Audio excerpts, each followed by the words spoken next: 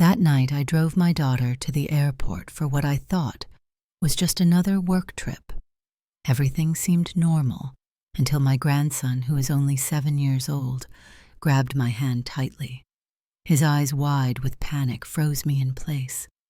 With a trembling voice, he whispered, "Grandma, don't let us go back to the house. I heard Mama planning something against us this morning. Please believe me." In that instant, something inside me broke. Without asking any questions, I started the car and fled with him into the dark night. But before we continue, make sure you're already subscribed to the channel and write in the comments where you are watching this video from. We love to know how far our stories are traveling. My name is Clara Bingham. I am 70 years old, and until that night I thought I knew my daughter Selena like the back of my hand. I live with her and my grandson Liam ever since the death of my son-in-law, Harlan, 3 years ago. It was a car accident that left deep scars on all of us, especially on little Liam, who has since become an extremely observant and quiet child. That Thursday, we drove Selena to Capital City International Airport for a business trip to Denver. She's a marketing manager at a big firm and travels frequently. We arrived early. The terminal was relatively empty, and the icy blast of the air conditioning made me hug my thin coat closer to my body. "It'll only be 3 days, Mama." Selena smiled as she adjusted her carry-on bag. "Take good care of Liam. And don't forget his medication." Liam, standing beside me, clutched his dinosaur backpack tightly, watching his mother with intense eyes. He's never been a boy of many words, but that night, he was even quieter than usual. "Everything will be fine, my love. We always make it work, don't we, Liam?" I tried to include my grandson in the conversation, but he just nodded silently. Selena crouched down in front of her son and smoothed the hair falling over his eyes. "Be good for Grandma. Go, Mama. I'll be back soon." She kissed him on the forehead, and Liam remained still like a small statue. I watched my daughter with a swelling heart. Despite the hardships, she had become a strong, independent woman. After losing her husband, she threw herself into work with even greater determination, perhaps as a way to escape the pain. I admired her resilience, even if I noticed a certain emotional distance growing between us. "I have to go," she said, checking her watch. "Boarding starts in half an hour." We shared a brief hug, a mechanical embrace without much warmth, something that had become common between us lately. She kissed me on the cheek, grabbed her bag, and walked toward the gate. We watched her silhouette move away until she disappeared into the crowd. "Let's go, Liam. It's getting late," I said, taking my grandson's hand. We walked down the terminal corridor toward the parking garage. Liam didn't say a single word the whole way. His silence didn't worry me. It was just his way. Since his father's accident, he communicated more with looks and gestures than with words. The parking garage was poorly lit. Only a few yellow lamps cast shapeless shadows on the concrete floor. Few cars were parked at this hour. I pressed the alarm button and the lights of our old Honda Accord blinked. I started walking toward the car, gently pulling Liam by the hand. That's when I felt it, a strong, almost violent pull. Liam had stopped suddenly and was gripping my wrist with such force that his small fingernails left marks on my wrinkled skin. I turned around confused. "What is it, sweetie?" I asked, bending down to his level. Liam's face was pale beneath the yellowish light of the pole. His eyes, always watchful, were now wide with pure terror. I had never seen such an expression on his little face. A chill ran down my spine. "Grandma," he whispered so softly that I had to lean in to hear. "Don't let us go back to the house. Please believe me." I stood there confused, thinking maybe he was afraid of the empty house without his mother. "Don't worry, my love. We'll be fine. Just the two of us for a few days." He shook his head vigorously, gripping my wrist even harder. "No, Grandma. Don't go back to the house," he repeated, his voice now cracking. "This morning I heard Mama on the phone in the home office. She was talking about us." My heart pounded. "What did you hear, Liam?" He swallowed his lips, trembling slightly. He leaned in even closer to my ear. "Mama said after we fell asleep that everything was ready. She said, 'Make sure there are no mistakes. The gas has to look like an accidental leak.'" My blood froze in my veins. I stood paralyzed, staring at those innocent eyes that now carried the weight of a terrible secret. "Please, Grandma." His voice was a shaky thread. "Believe me this time." That last sentence hit me like a slap. I remembered other times Liam had tried to warn me. When he said he saw his mother hiding papers in the office, when he mentioned she had spent all night messing with the kitchen pipes. I had always thought they were just stories from a child trying to get attention. My hands started shaking. I didn't want to believe it. It was impossible that Selena, my own daughter, could be plotting to kill us. But the terror in Liam's eyes was too real. "Okay, baby," I whispered, stroking his pale cheek. "I believe you. We're not going home tonight." The relief in his gaze was immediate and so profound that it dispelled any lingering doubt I might have had. He knew. Somehow this 7-year-old child had uncovered a horrific plan. I stood up on shaky legs. My mind raced. If what Liam was saying was true, we couldn't just go to a hotel or a friend's house. Selena could trace the credit card. She could call everyone we knew. I got into the car with Liam, helped him buckle his seatbelt, and sat behind the wheel. My hands were shaking so badly I could barely get the key into the ignition. "Where are we going, Grandma?" Liam asked, his small voice breaking the tense silence. I had no idea. I looked in the rearview mirror at his worried little face and tried to sound confident. "We're going somewhere safe, sweetie. I just need to think for a minute." I started the engine and slowly backed out of the parking spot. We needed time. We needed a plan. And above all, we needed to find out why my own daughter wanted us dead. I drove for almost an hour with no clear destination, just getting further away from our house. Liam fell asleep in the back seat, overcome by emotional exhaustion. I occasionally glanced at him in the mirror, his face serene in contrast to the terror he had shown in the parking garage. How could a child so small bear such a heavy secret? As I drove through the increasingly deserted city streets, my mind worked frantically trying to connect the dots. Selena had changed in recent months. That was undeniable. More distant, more impatient, always locked in the home office, making calls in hushed tones. I had attributed everything to grief work, stress, and the pressures of being a single mother. But now, recalling every detail, every strange look, every interrupted conversation when I walked into the room, a sinister pattern began to form. I stopped the car at a 24-hour gas station on the outskirts of the city. We needed a plan, and I needed to think clearly. I bought a watery cup of coffee from the convenience store and returned to the car, watching Liam, who was still asleep. That's when my cell phone vibrated in my coat pocket. Selena's name lit up the screen. My heart leapt. Her flight should have taken off hours ago. Why was she calling? With trembling hands, I answered, "Hello?" "Hey, Mama." Selena's voice sounded strangely calm. "Where are you?"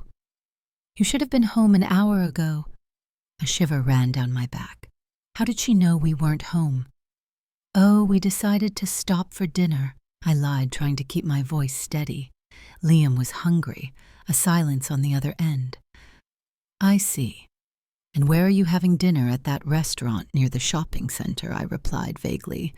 "Shouldn't you be on the plane? There was a problem with the flight," she said quickly. "It was rescheduled for early tomorrow. I'm heading back home now." I froze. That made no sense. Selena always checked flight schedules meticulously. She would never let an unexpected event like that happen. "Oh, what a shame," I replied, trying to sound natural. "Well, we'll see you at home later then." "Yes, of course," she said, her voice suddenly sweet. "Don't worry about rushing. Enjoy your dinner. I just wanted to make sure you were okay." I hung up and stared at the phone. It was a trap. She was checking to see if we had figured anything out. Maybe she had cameras at the house. Maybe she realized Liam had overheard her that morning. Liam stirred in the back seat, slowly opening his eyes. "Was that Mama?" he asked with a shrewdness that scared me.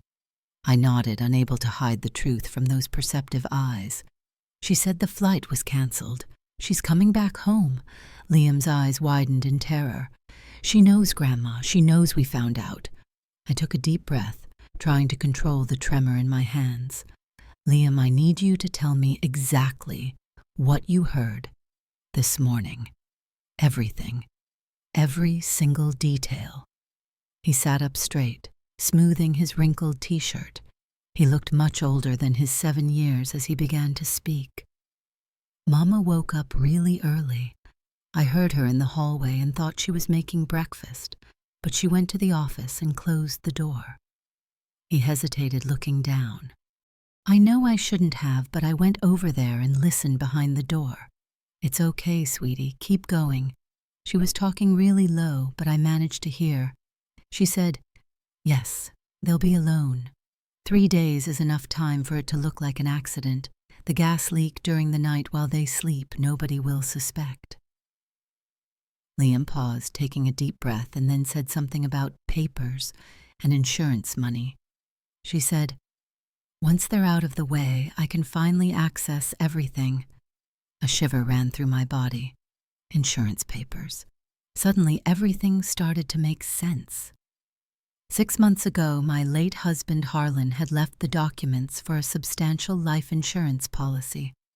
Selena knew that I was the primary beneficiary with specific clauses that allotted a considerable portion to Liam, which he could only access when he turned 21. Selena was the fund administrator, but she couldn't touch the money. Not while I was alive. There was also the house that belonged to Harlan and me, and which after his death passed entirely to me. Selena lived with us, but the property was mine, a property that was constantly appreciating with the neighborhood's growth. "Liam," I asked, my voice trembling, "did you hear your mother talking about money or Grandpa's insurance before?" He nodded slowly. "Lots of times. She always gets very angry when she talks about it. Once she said on the phone that she was stuck because of us. Every word was like a knife in my heart. My own daughter plotting to kill us for money. It was so absurd, so monstrous, that my mind resisted accepting it. But the evidence was all there. The change in her behavior, the sudden interest in financial matters, the constant questions about my will, the business trips that seemed to spring up from nowhere. And now this fake canceled trip. She wanted to catch us off guard. She wanted to ensure we would be home sleeping when the accident happened. "What are we going to do, Grandma?" Liam asked, his small voice bringing me back to reality. I looked at this extraordinary child who had sensed the danger before I did, who had saved our lives with his observation and courage. "First, we're going to get even farther away," I replied, starting the car engine again. "And then we're going to get evidence." "Evidence?" Liam asked, confused. "Yes, sweetie. Proof that shows your mother is planning something terrible, something we can take to the police." Liam nodded gravely. This was not a conversation a grandmother should be having with her grandson. It was not a weight a child should carry, but we were in this together. It was just the two of us, against someone I never would have imagined as an enemy. As I drove through the night, an idea began to form in my mind. A risky plan, but one that might give us the proof we needed. "Liam," I said, looking at him in the rearview mirror, Do you remember Mr. Lang, the doorman at our old apartment building? He nodded. Theodore Lang was an old friend, a discreet and reliable man who had worked for decades in the building where we lived before moving into the house. I think we need to pay him a visit, I said, steering toward the old neighborhood. It was a risky gamble, but at that moment we didn't have many options. We needed a safe place to spend the night, and more importantly, we needed help to expose Selena before she could try again. The car's clock read 1:20. When we finally reached the old building, my heart pounded as I parked on the parallel street away from the building's security cameras. If Selena was truly looking for us, we couldn't leave clues. "Stay here for just a minute, Liam," I said, turning off the engine. "Grandma is going to check if Mr. Lang is on the night shift." I got out of the car and walked quickly to the security booth, staying in the shadows. The booth was lit, and to my relief, there was Theodore Lang, his wrinkled face bent over a crossword magazine. I tapped lightly on the glass, and he looked up, confused at first, then surprised to recognize me. "Clara." He stood up, opening the booth door. "What are you doing here at this hour?" "Theodore, forgive me for showing up like this." I spoke in a low voice, looking nervously around. "But I have a serious problem. I need your help." The small staff apartment in the back of the building was simple, but cozy. Theodore had lived there since his wife passed away 10 years ago. It was a discreet space with a separate entrance, invisible to anyone who didn't know the building well, perfect for what we needed, a temporary hiding place. Liam was sitting at the kitchen table sipping hot chocolate that Theodore had made. The old doorman watched us with concern, still processing the incredible story I had just told him. "Clara," Theodore finally spoke, his grave voice breaking the silence. "Are you sure about this? It's a very serious accusation against your own daughter." I sighed heavily. "I know, Theodore. It sounds like madness. I don't want to believe it myself." I looked at Liam, who kept his eyes fixed on the cup, but I can't ignore what Liam heard, and there are other signs that I'm only now connecting. Theodore nodded slowly, rubbing his wrinkled chin. He had known our family for decades. He had seen Selena grow up. He had wept at my husband's funeral. "What do you plan to do, Ms. Bingham?" he asked. "We need proof," I replied, my mind still working on the plan that had started to form in the car. "If we go to the police now with just the testimony of a 7-year-old and my suspicions, they won't take us seriously. Selena is respected. She has a solid career. They'll say it's just a misunderstanding, or worse, that I'm becoming senile." Theodore frowned, but didn't disagree. He knew I was right.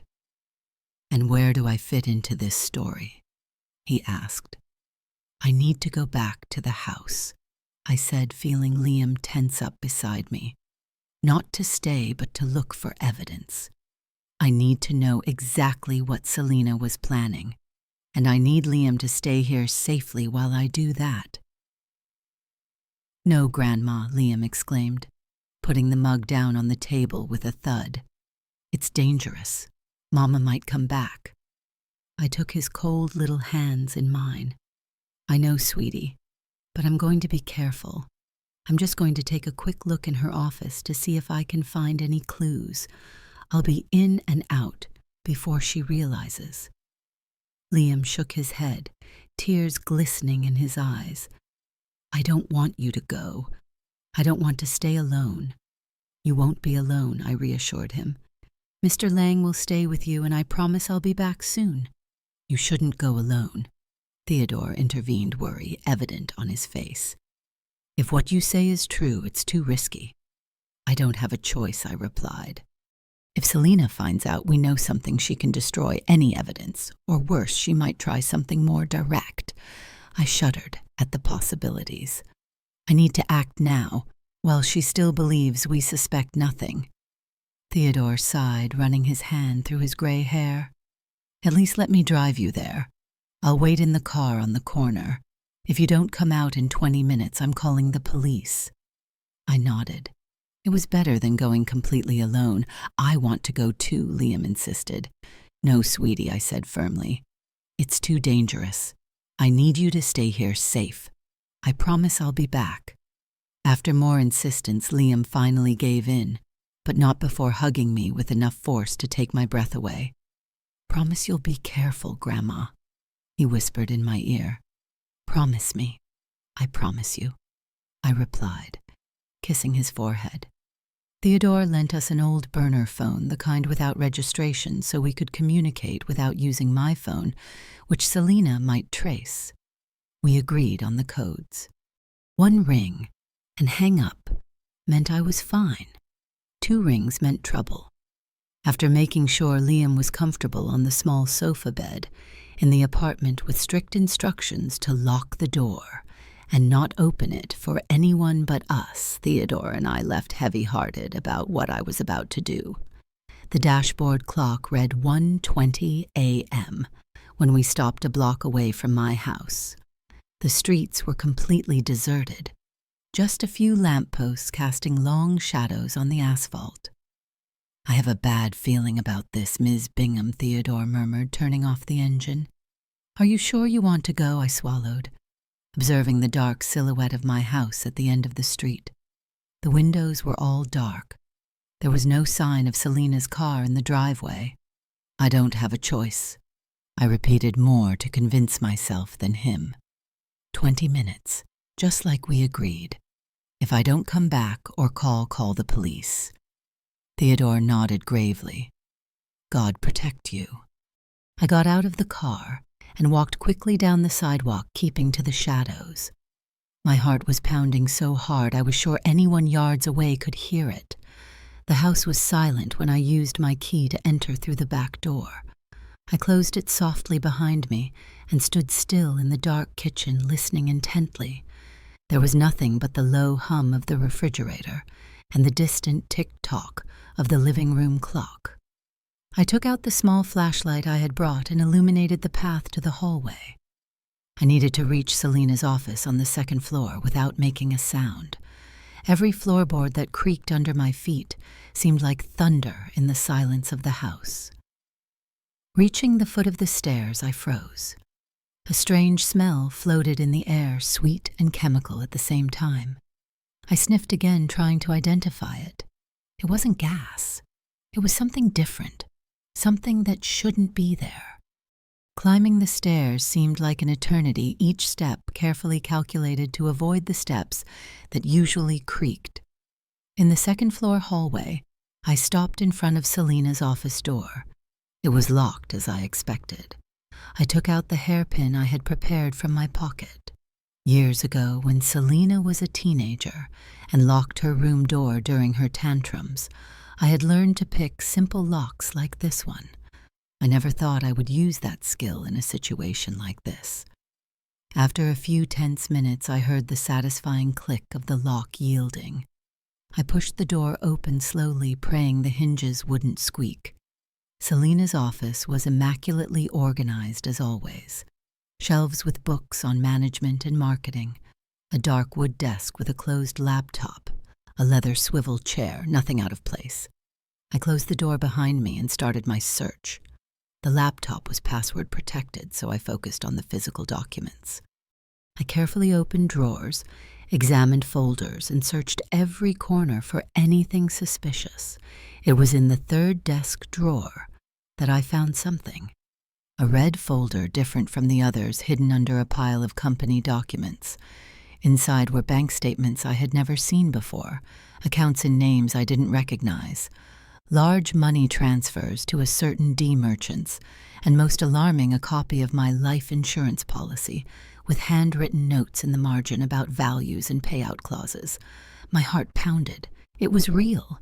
Everything Liam had heard was real. My own daughter was plotting. A noise downstairs interrupted my thoughts. The unmistakable sound of the front door opening. I froze, blood chilling in my veins. Selena was back. I quickly grabbed my cell phone and dialed Theodore's number. 2 rings. Then I hung up. The signal for trouble. Immediately, I photographed the most incriminating documents with the phone's camera.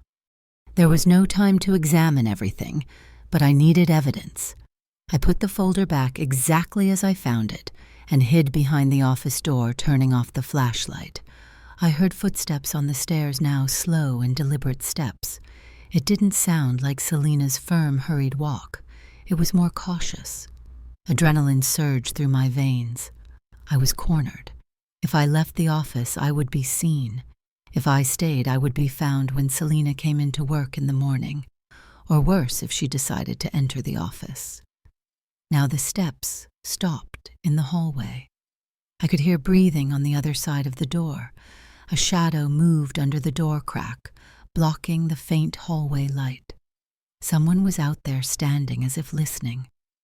I held my breath, feeling cold sweat run down my back. The door handle slowly began to turn. The office door opened a few inches with an almost imperceptible groan.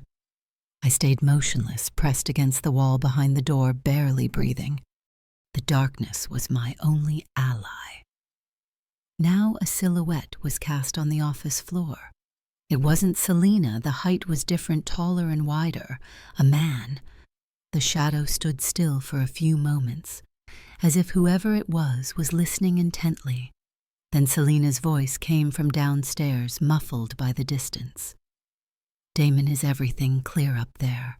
My heart stopped for a second. Damon, the same name that appeared on the bank statements. D. Merchants. Just checking. A deep male voice replied only a few feet away from me. The house is empty. No sign of them. I told you something was wrong. Selena's voice sounded irritated now. Closer. They should be here. The plan was for tomorrow night after I got back from the trip. Now the timeline is all messed up. Selena's steps were coming up the stairs. I was trapped between 2 people who were apparently plotting my death. My only way out was the office window, which opened onto a narrow ledge over the backyard. A dangerous fall for anyone, lethal for a 70-year-old woman. I said involving the kid was risky. The male voice continued now, moving away from the door toward the hallway. Kids are unpredictable. He might have heard something. Impossible, Selena replied now in the hallway. Liam never wakes up before 7, and I always talk in the office with the door closed. Besides, even if he did hear, who would believe a 7-year-old? A dull thump came from downstairs, followed by a muffled curse. What was that? Selena asked, alarmed. I don't know, Damon replied. I'll check. You keep getting her room ready. The man's footsteps quickly retreated down the stairs. Selena stayed in the hallway for a few more seconds. Then I heard her steps heading to my room, at the end of the hall. My mind raced. Her room. Getting my room ready. What were they doing? And what was that noise downstairs? Theodore must have come into the house after receiving my trouble signal. My old friend trying to help me was now also in danger. I slipped out from behind the door, moving slowly to avoid making noise. Through the crack in the door, I could see the hallway was empty. Now on tiptoes, I approached the office window. I needed to get out of there and call the police. Not only was my life in danger, but so was Theodore's, and most importantly, Liam's. I opened the window with extreme care, avoiding any sound. The ledge was narrower than I imagined, only about 1 foot wide. Below, the 20-foot drop ended in the backyard grass. In other times, I wouldn't even consider this option. But desperation is a powerful motivator. I put 1 foot outside, feeling the cold morning air. I had to gather all my courage to put the other leg through the window and balance precariously on the ledge. My joints protested. Arthritis is no joke at 70, but fear gave me an agility I didn't know I still possessed. Suddenly, I heard agitated voices downstairs. A dull thud, followed by a groan.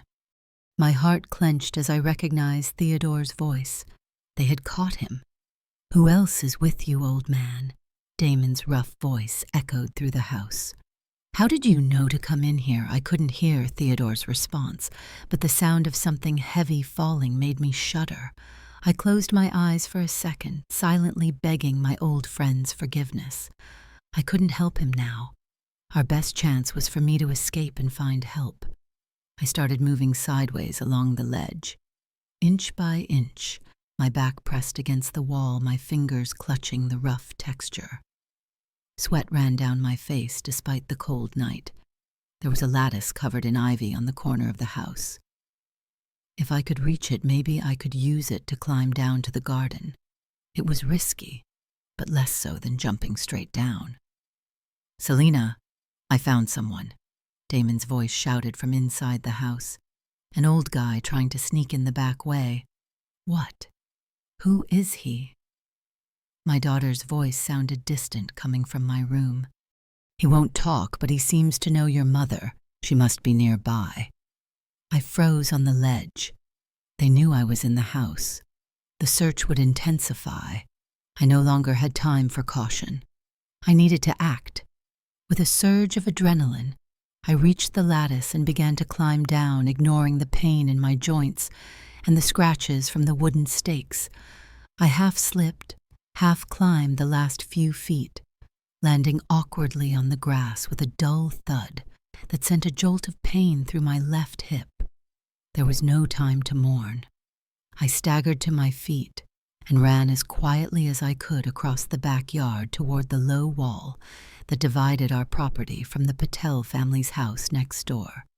As I skewered through the shadow of the trees, I heard the office window being opened violently. A flashlight beam swept the yard, almost catching me. I ducked behind a bush, holding my breath. "Is anyone down there?" Damon's voice boomed through the night. "I'm going to check. Keep the old man tied up." I scrambled over the wall with difficulty, falling onto the other side into the Patel's yard, our elderly neighbors who fortunately were heavy sleepers and traveling. I ran across their lawn, skirting the house, feeling a sharp twinge in my hip with every step. When I reached the parallel street, I was already gasping for breath. But fear kept me going. I got as far away from the house as possible, running through the shadows until I reached a main avenue where a few bars were still open with people on the sidewalk. I grabbed the burner phone and dialed 911 with trembling hands. As I waited for someone to answer, I checked the photos I had taken of the documents in the office. The proof we needed was there. "Police, what is your emergency?" The operator's calm voice sounded on the phone. "My name is Alara Bingham," I said, trying to control the tremble in my voice. "I need to report an attempted murder. My daughter is plotting to kill me and my grandson for insurance money. She has an accomplice, and they just captured a friend of mine who tried to help me." There was a pause on the other end. I could imagine what the operator was thinking. Just another paranoid old woman imagining conspiracies. "Ma'am, where are you right now?" he asked, his tone professional but cautious. "On the Route 90 service road near the 200 area. I'm running from my house. Please, I need you to send patrols to 148 Elm Avenue. My friend, Theodore Lang, is in mortal danger. Do you have any proof of these accusations? I have photographed documents and a witness, my 7-year-old grandson who heard my daughter planning everything." I hesitated, then added, "I know it sounds crazy, but it's true. Please, there's no time to lose." As I spoke, a patrol car passed slowly down the avenue. I waved frantically, still holding the phone to my ear. To my relief, the patrol car stopped. 2 police officers got out, approaching with cautious expressions. "The police are here," I told the operator. "I'm going to explain the situation to them." The next few minutes were a blur. I quickly explained the situation to the officers, showing them the photos of the documents on the phone. I mentioned Liam safe in Theodore's apartment, and Theodore's own situation, possibly injured and held hostage in my house. Something in my urgency or the evidence I presented must have convinced the police. One of them spoke into the radio requesting backup, while the other helped me into the patrol car. "We'll rescue your friend first," said the older officer, a man whose face was marked by years of service. "Then we'll find your grandson. Can you give us the exact address of where he is?"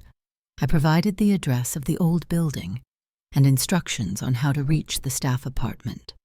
My worry now was that Selina and her accomplice, realizing I had escaped, might figure out where Liam was. Would she remember Theodore and our old friendship? The patrol car sped through the nearly deserted streets at that hour of the morning. 2 other patrol cars followed us, siren silent, only their lights flashing in the night. My heart pounded as we approached my house. "There's an entry through the back," I explained to the officer, "the kitchen door. Theodore must be downstairs." We stopped at a safe distance. The police asked me to wait in the patrol car while they surrounded the house. I watched distressed as they positioned themselves, communicating via radios. It seemed like an eternity, though it was probably only a few minutes. Then everything happened very quickly. I heard police officers shouting, "Freeze!" followed by the sound of breaking glass. A door slammed violently. More shouts, a crash, and then silence. Minutes later, I saw Theodore being helped out of the house by 2 officers. My old friend was limping with a visible cut on his forehead, but he was alive. I felt such immense relief that tears streamed down my face. Immediately, after Damon came out in handcuffs, escorted by 2 officers, he was a hefty man with tattoos on his arms and a furious expression on his face. I waited heart-pounding for Selina, but she didn't appear. The older officer approached the patrol car where I was waiting. "The house is clear, ma'am, but your daughter isn't here." It seemed she fled out the back when she realized we'd arrived. A chill ran down my spine. "Liam," I whispered, "we need to get to my grandson before she does." The patrol car sliced through the night at full speed, siren blaring. This time I sat in the back seat, my hands twisting with anxiety. Beside me, Theodore, with a makeshift bandage on his forehead, seemed equally worried. "She didn't know where we were," he said, trying to calm me. I didn't mention the apartment when they caught me, but I couldn't be calmed. A dark premonition was growing in my chest. Selina was smart. She knew my old friends, my old habits. If she remembered Theodore, she might deduce where to look. When we arrived at the old building, my heart almost stopped. The service door leading to the staff apartment was ajar. "Stay here," the officer ordered, drawing his weapon. But I couldn't obey. I jumped out of the patrol car and ran after him, ignoring the protests. Theodore followed me, limping. The hallway was dark and silent. The apartment door was closed, apparently untouched. The officer knocked 3 times. "Liam?" I called, my voice trembling. "Liam, sweetie, it's Grandma. Are you there?" Silence. A silence that pierced my ears like needles. The officer tried the handle. Locked. He stepped back a little. Then he lunged with his shoulder, knocking the door down with a crash. The apartment was dark. The officer entered first, turning on his flashlight, followed by Theodore and me. He swept the small space with the beam of light. The kitchen was empty. The living room with the sofa bed was messy. "Liam," I called again, panic rising in my throat. That's when I noticed something on the sofa bed, a torn piece of paper caught under an empty cup. I took it with trembling hands and read the message written in hurried handwriting. "Mama found me. She said she needs to protect me from you, that you're crazy and making up stories. I'm scared, Grandma. Help." My knees gave out. Theodore held me before I fell to the floor. "She took him," I murmured, stunned. "Selina took Liam." The officer immediately radioed, reporting the kidnapping of a child. Within minutes, an operation was being mounted. Descriptions of Selina, her car, and Liam. Roadblocks on the city's exits, alerts on highways and at the airport. but I knew it wouldn't be easy. Selina was meticulous. She had been planning this for months. She certainly had escape routes prepared, perhaps fake documents, and she knew Liam better than anyone.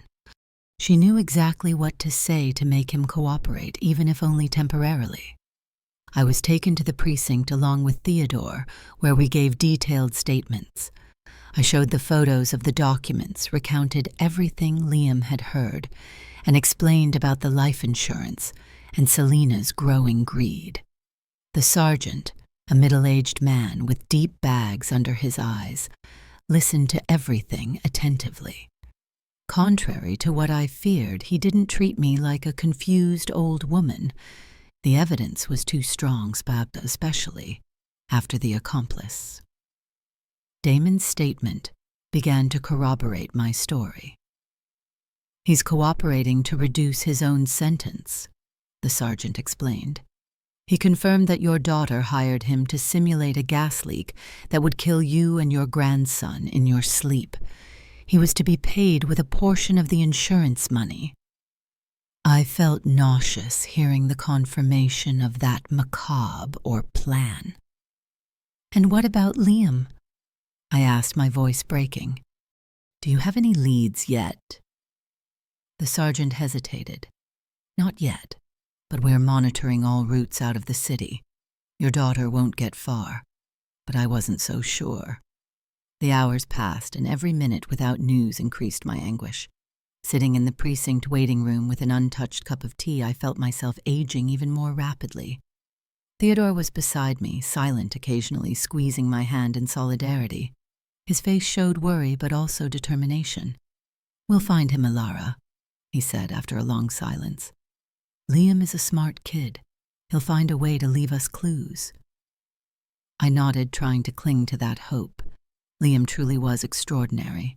His perception and intelligence had already saved us once. Perhaps they could save him now. That's when I remembered something I had overlooked, something Liam had mentioned days ago, something about Selina and a special place. Wait, I said, sitting up straight in the chair. I think I know where she might have taken Liam. Theodore and the officer who was passing by the room looked at me expectantly. 2 weeks ago, Liam mentioned that Selina took him to see a surprise house, a place in the country a few hours from the city. He was excited because there were animals and a lake. At the time, I thought it was just a day trip. The sergeant was called immediately. I explained my suspicion. Selina might be preparing this place as a safe house where she would flee after the accident that would kill us. Do you know where this property is located? The sergeant asked. Not exactly. Liam mentioned it was near a small town. I think the name was something like Brookside or Oakdale, something like that. It wasn't much, but it was a clue. Investigators began checking property records recently acquired or rented in towns with those types of names, within a radius of a few hours from the city. Meanwhile, I received alarming news. Selina's car had been found abandoned at a gas station on the highway, heading west. She had probably switched vehicles. The search was getting complicated. The clock on the precinct wall read 5:30 in the morning. Outside, the sky was starting to lighten slightly. I hadn't slept for almost 24 hours, but adrenaline and fear kept me alert. That's when my phone, which had been returned after forensics, examined the photos, vibrated in my pocket. An unknown number. I answered, my heart pounding. Hello, Grandma. Liam's small, scared voice made my heart jump. Liam, sweetie, where are you? Are you okay? I'm okay, he whispered. Mama's sleeping right now. I found her phone and hid it to call you. You are so brave, my love, I said, trying to keep my voice calm as I frantically signaled to the sergeant, who quickly called a technician to trace the call. Can you tell me where you are? It's a house in the country. It has a lake and lots of trees. We came by car, but it was a long drive and I slept a little. When I woke up, we were already here. Do you see any sign, any name nearby? I can't look out the window right now. Mama might wake up. His voice trembled. She's different, Grandma. She says weird things. She says you want to hurt us. Don't believe her, sweetie. I'm doing everything to find you." There was a silence, then a sound of movement. When Liam spoke again, his voice was even quieter. "There's a mailbox at the entrance. It says Greenwood Estate, State Road, 78. My heart pounded. It was the clue we needed. "Liam, you are amazing," I whispered. "Now listen closely. Find a safe place to hide. The police are on their way, but it might take a little while. You need to stay away from your mother. Do you understand? I understand. There's an old barn behind the house. I'm going to hide there." "That's it, sweetie." And Liam, I hesitated, feeling my throat tighten. "I love you so, so much. Everything is going to be all right." "I love you too, Grandma," he whispered then, in an even quieter tone. "She's moving. I have to hang up." The call dropped. I jumped to my feet, relaying the information to the sergeant. Within minutes, an operation was organized. The state highway heading west had several ranches and properties near State Road 78, but a place called Greenwood Estate would be easy to locate. "You must stay here," the sergeant said, as the officers prepared. "We'll go get your grandson and arrest your daughter." But I couldn't just wait. Liam was alone, facing the terror of discovering that his own mother was capable of harming him and his grandmother. He needed to see a familiar face when he was rescued. "I'm coming with you," I said in a tone that admitted no discussion. "I can wait in the patrol car far from the danger, but I need to be there for Liam." After some resistance, the sergeant agreed on the condition that I remain a safe distance away until the situation was controlled.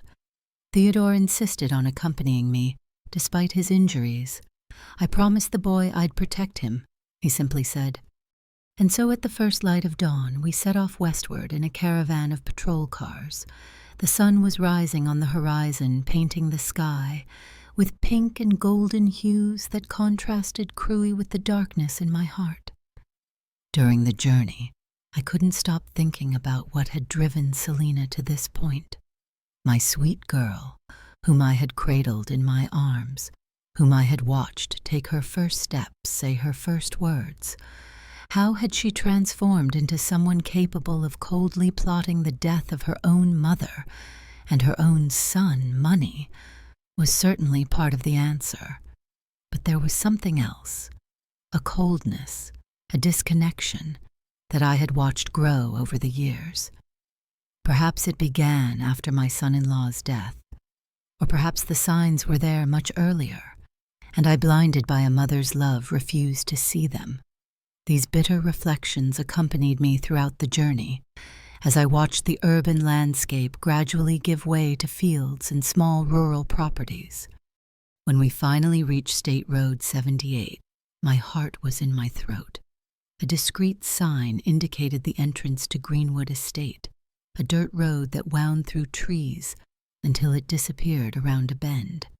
The police stopped the patrol cars before the entrance to avoid alerting Selina. From there on, they would proceed on foot surrounding the property. "Wait here, Miss Bingham," the sergeant said in a firm but kind tone. "I promise we'll bring your grandson back safely." I nodded, resigned. Theodore held my hand as we watched the officers move away in tactical formation, disappearing among the trees. The minutes that followed were the longest of my life. Sitting in the patrol car, I strained to look out the window, trying to see something beyond the trees. The police radio crackled occasionally with coded communications that I couldn't understand. Then we heard a distant shout, agitated voices, and the unmistakable sound of a gunshot. That single shot echoed in the tranquil morning like thunder, making my heart stop for a second. Without thinking, I opened the patrol car door and started running down the dirt road, ignoring Theodore's shouts behind me. "Miss Bingham, come back." But I couldn't wait. Liam was in there. My grandson, my light, the only person who truly mattered. I ran, as I hadn't run in decades, ignoring the pain in my injured hip and my gasping breath. Age seemed to have vanished, driven by the adrenaline of fear. Theodore came limping behind me, trying to catch up. Rounding the bend in the road, I saw the house, a simple, 2-story structure with a wooden porch. About 100 yards behind it was an old barn exactly as Liam had described. Police officers were positioned around the property, weapons drawn. There was movement on the porch. I squinted, trying to see better, and felt my blood run cold as I recognized Selina. She was pale, disheveled, almost unrecognizable in the fury that distorted her face. In one hand she held something that gleamed under the morning sun, a gun. And with the other arm she was holding Liam in front of her like a human shield. "Nobody come closer," she screamed, her voice cutting shrilly through the air. "Or I swear I'll shoot." The sergeant was positioned a few yards from the porch, partially protected by a tree. Miss Selina dropped the weapon and let the boy go. He spoke in a firm but calm tone. "There is no way out of here. The house is surrounded. You don't understand." Selina shrieked, her voice cracking. "She stole everything from me. My father left that money for me, not for her. She never let me touch anything, always controlling, always dictating how I should live." I stood paralyzed a few feet away, hidden by the patrol car parked further up. Her words hit me like stabs. This is how she saw me, as a controller who deprived her of what was rightfully hers. Liam was pale, his eyes wide with terror, but strangely calm. His eyes scanned the surrounding area, as if looking for an escape route. Even in that extreme situation, my grandson maintained the presence of mind that characterized him. "Your father left the money for all of us," the sergeant replied, trying to buy time. "I'm sure we can resolve this without anyone getting hurt." "Lie." Selina tightened her arm around Liam. "She manipulated the will. She always manipulated everything, and now she's making me look crazy, making up stories that I want to kill her." Theodore finally reached me, gasping. He grabbed my arm, preventing me from advancing further. "Don't expose yourself," he whispered. "The police know what they're doing." But I couldn't stand still. With every second that passed, the situation seemed more volatile. Selina was visibly unstable, her eyes wide and wild, the hand holding the gun trembling slightly. That's when I noticed Liam looking directly toward the barn behind the house. His eyes darted back and forth, as if trying to communicate something to me.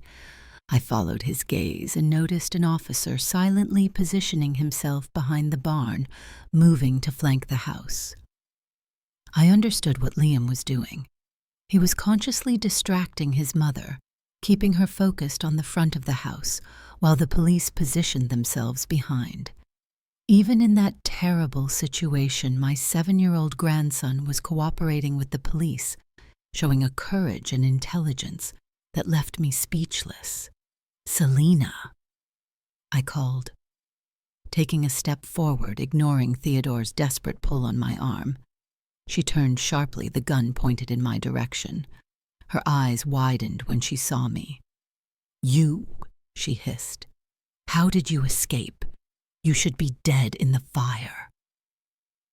"There was no fire, Selina," I replied calmly, taking another step. The police tensed but did not interfere, realizing I was buying time. "Your plan failed because Liam overheard everything. He saved our lives." Selina's face twisted into a mix of rage and disbelief. She looked at Liam, who held her gaze without blinking. "You," she whispered to her son. "You betrayed me." "He didn't betray anyone," I said, continuing to advance slowly. "He just protected the person he loves, just as I always tried to protect you." "Protect?" She laughed, a jarring, almost hysterical sound. "You suffocated me, always controlling my life, my money, my dreams. When Dad died, that money should have been mine. The money was never the problem, Selina," I replied, keeping my voice steady despite my racing heart. Your father wanted you to live on your own merits, not dependent on an inheritance. He loved you. I love you. Hike. She screamed, the hand holding the gun visibly shaking. If you loved me, you would have given me what was rightfully mine. In that moment I realized that nothing I said would convince her. Greed and resentment had corroded her mind for years, perhaps decades, transforming her into someone I barely recognized. Let Liam go, I pleaded, now only a few feet from the porch. He has nothing to do with this. It's between you and me. I saw a flash of something. Hesitation, perhaps even guilt, crossed Selina's face. For a brief moment it seemed she considered my plea. It was in that instant that Liam acted. With a quick movement that took everyone by surprise, he bit the arm holding him and lunged sideways, rolling off the porch. Everything happened in a matter of seconds. Selina screamed in pain. The gun fired the shot, going wild into the air, and police officers advanced from every direction. I ran the last few feet to the porch, ignoring the police officers' shouts to stand clear. All I could see was Liam huddled next to the railing, trembling. I reached him at the same moment the police officers tackled Selina, forcing her to the ground and handcuffing her. She screamed and struggled, unrecognizable in her fury.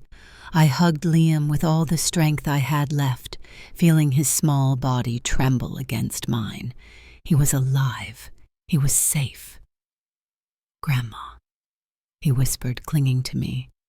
You came. I will always come, my love. I replied, tears finally rolling freely. Always. Over Liam's shoulder, my eyes met Selina's as she was led away by the officers. For a moment, mother and daughter looked at each other across the insurmountable chasm that now separated us. There was no longer rage in her eyes, only a desolate emptiness. The woman I had known, my daughter, seemed to have completely disappeared, leaving only a shell of what she was. And then she was gone, taken to the patrol car. I focused entirely on Liam, on the miracle of having him safe in my arms. The sun now shone high in the sky, illuminating my grandson's tear-streaked face. I ran my hand through his hair, amazed by his courage. How did you know she was planning that? I asked softly when we were sitting in the ambulance that had arrived to check us. How did you manage to figure out her plan? Liam bit his lower lip, thoughtful.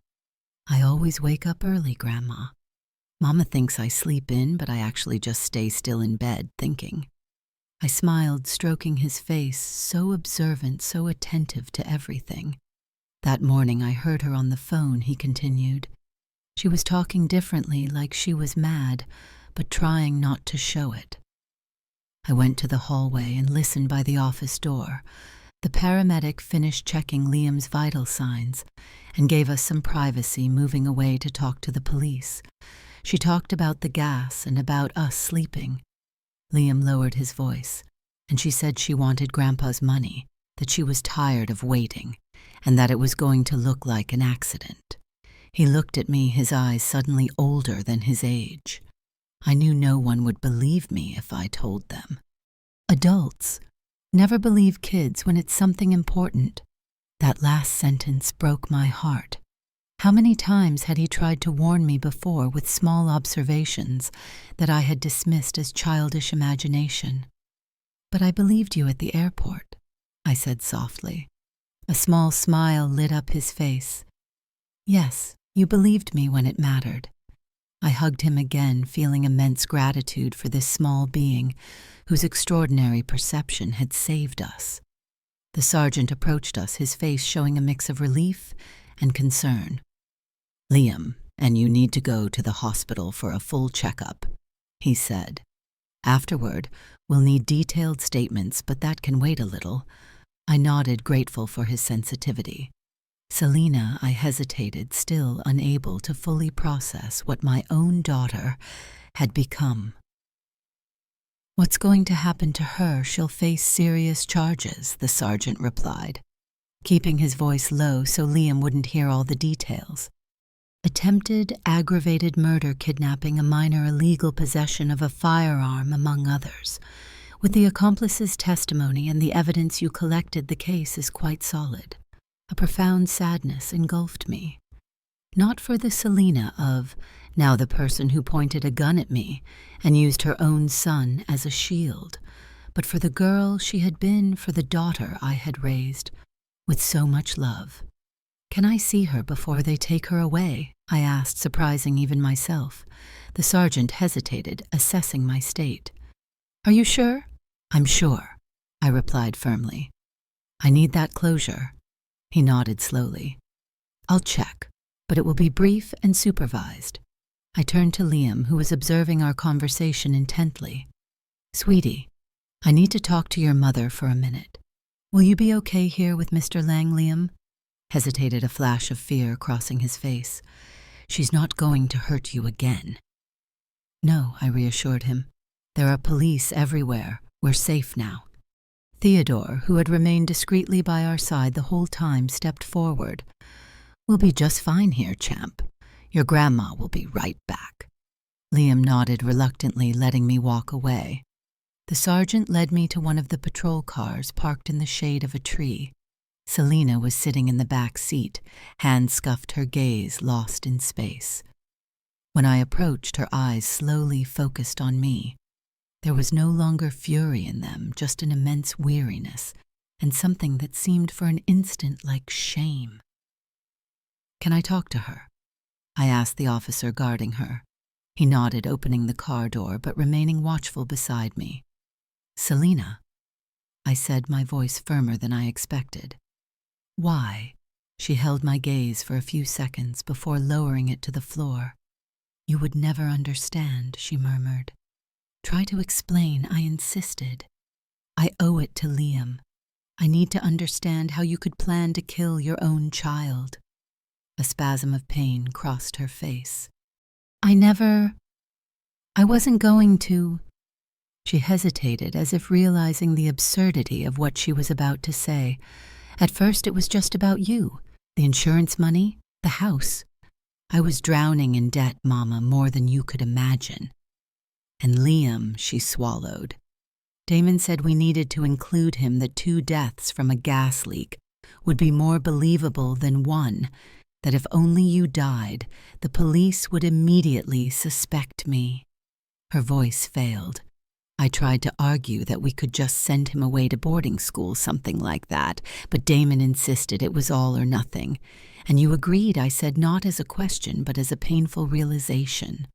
Selena didn't respond. Her silence was more damning than any confession. "Do you realize what you did, what you almost did?" My voice now trembled with contained emotion. "Liam is going to grow up knowing his own mother plotted his death for money. What kind of scar will that leave on him?" Tears began to stream down Selena's face. Tears. I couldn't tell if they were of genuine remorse or just self-pity. "I wasn't thinking clearly," she whispered. "The debt, the pressure. It seemed like the only way out." "There is always another way out," I replied. "You could have told me about the debt. We could have sold the house, used part of the insurance money legally. I would have helped you.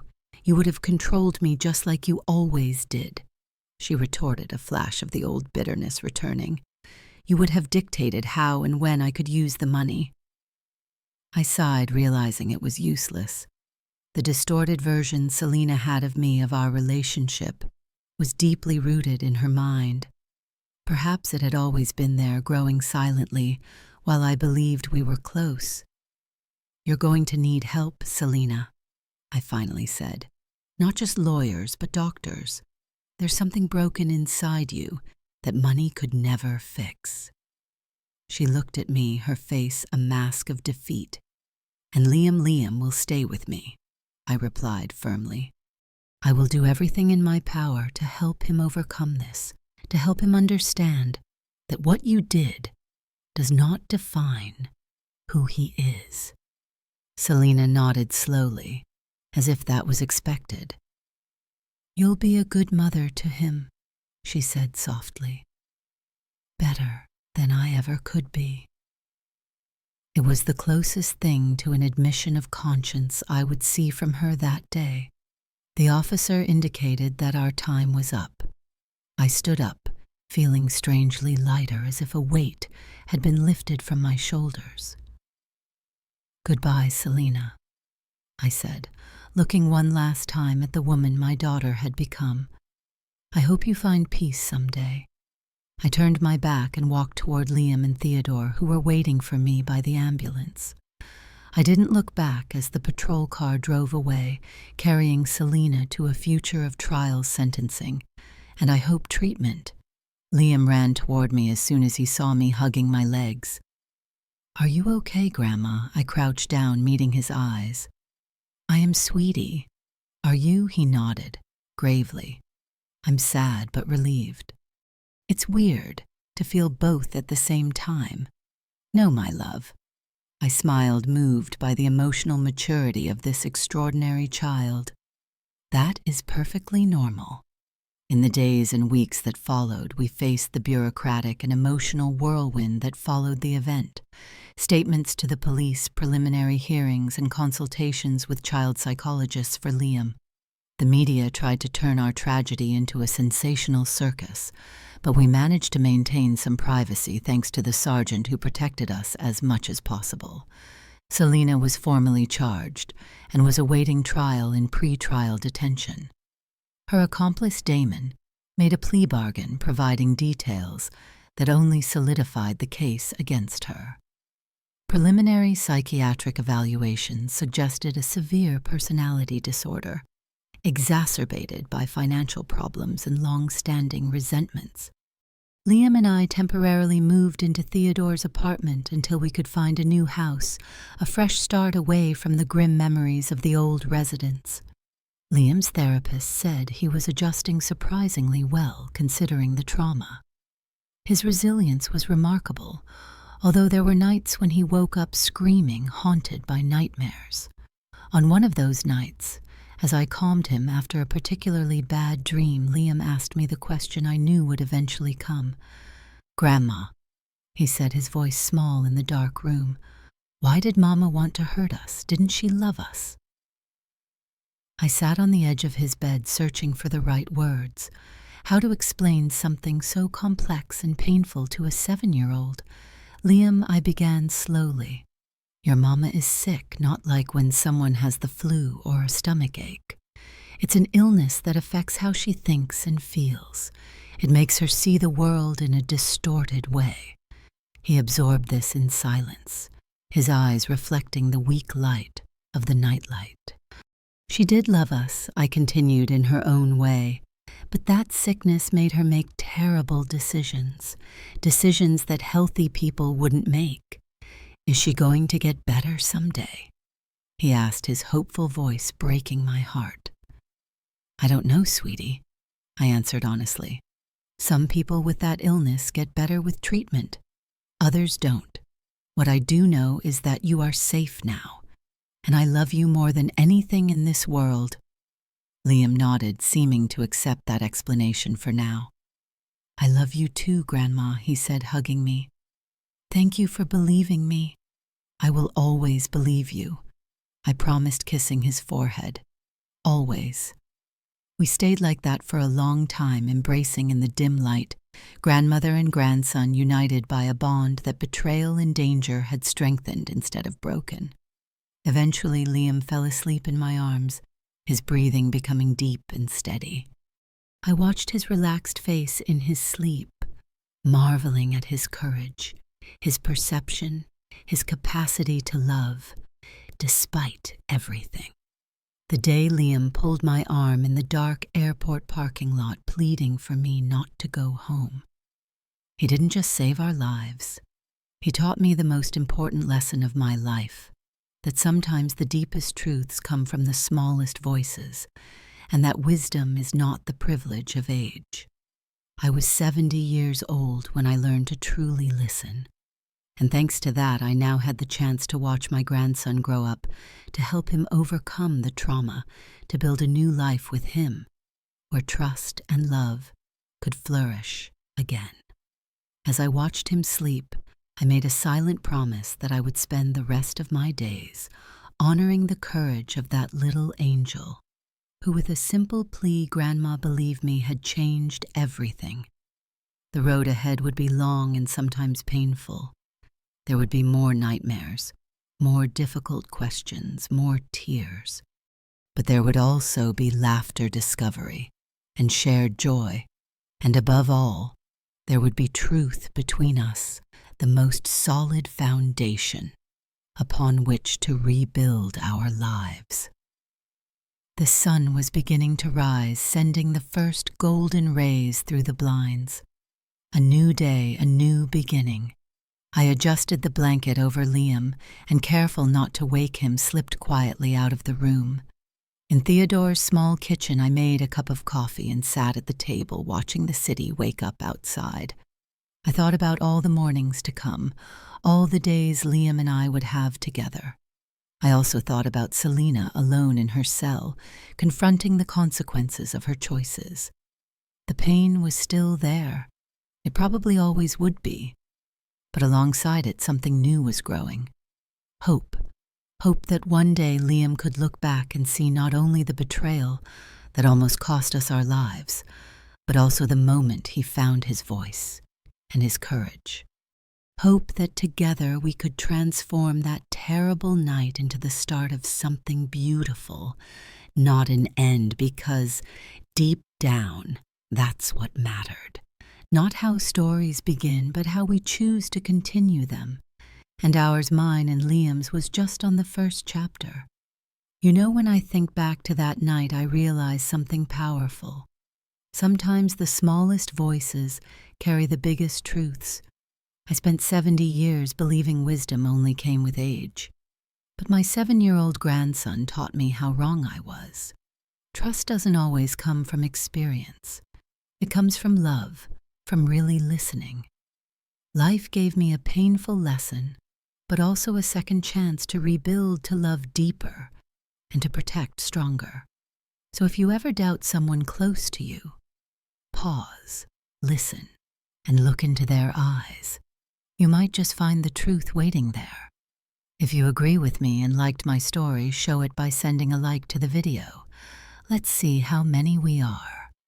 I'm curious from which city and at what time are you listening to me. Write it in the comments. If you'd like to support my journey, you can send me a small donation. Thank you for listening and sharing your precious time with me. For more life stories like this, check out the other videos on my channel and subscribe. There are 2 new life stories on screen that I'm sure you'll enjoy. Click one to start listening now. Love.